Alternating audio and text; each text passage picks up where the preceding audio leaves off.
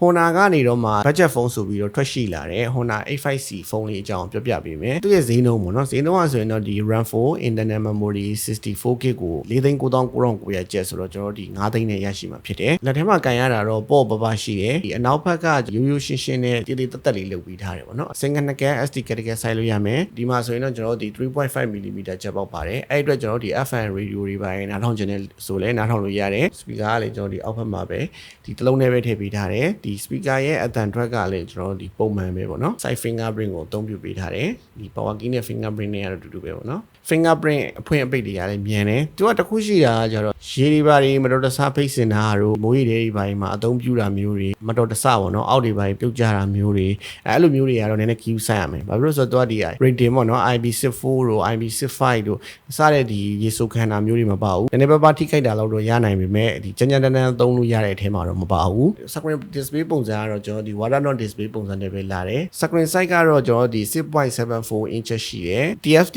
LCD display ကိုသုံးပေးထားတယ် 90Hz ရတယ်ပေါ့နော်အဲ့အတွက်ကျွန်တော်ဒီ YouTube သုံးတာမျိုးတွေ TikTok သုံးတာမျိုးတွေအတွက်ဆိုလဲကျွန်တော်ဒီဆွဲရတာပြူရတာလေးတွေကအဆင်ပြေမယ်920p ရုပ်ထွက်ပေါ့နော်ရုပ်ရှင်တွေပါကြီးတဲ့အခါမျိုးတွေပါဆိုရင်တော့ကျွန်တော်ဒီအရန်ကြီးကြီးလေးလေးပြပြတတကြီးရှိနေတာမျိုးမဟုတ်ဘူးဆိုပေမဲ့ Honor ရဲ့ထုံးစံတိုင်းပေါ့နော်ဒီပုံမှုဖွင့်ပြီးတော့သုံးလို့ရတာမျိုးတွေ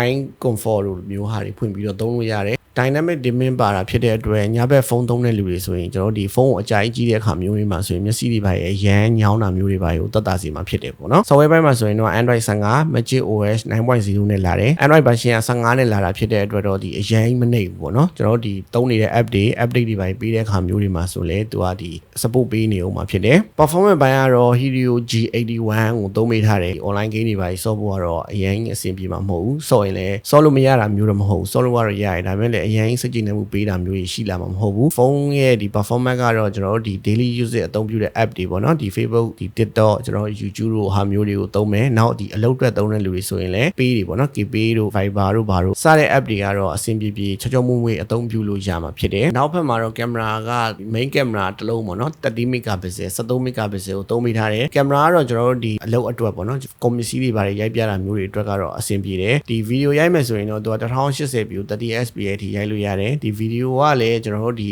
ကိုယ့်ရဲ့ဒီမှတ်တမ်းဓာတ်ပုံတွေမှတ်တမ်းဗီဒီယိုတွေပေါ့နော်အဲ့လိုမျိုးတွေရိုက်ဖို့အတွက်ကတော့ကောင်းကောင်းအဆင်ပြေတယ်ဇွန်အဆုံးထိဆွဲရင်တော့လေရုပ်ထွက်တွေကတော့အရင်ကောင်းတဲ့ထဲတော့မပါဘူးဒါပေမဲ့သူကလည်းဇွန်ဆွဲလို့ရအောင်ဆိုပြီးတော့သူ digital zone 10အထိထည့်ပေးထားတာမျိုးတွေရှိမယ်ဒီ selfie camera ကလည်းကျွန်တော်ဒီ5 megapixel ကိုသုံးပေးထားတယ်ဗီဒီယိုကောတွေပါပြောမယ်ဆိုတဲ့အနေထားလောက်ကတော့သူ့ရဲ့ဒီ selfie camera ကလည်းအဆင်ပြေတယ် battery ampere က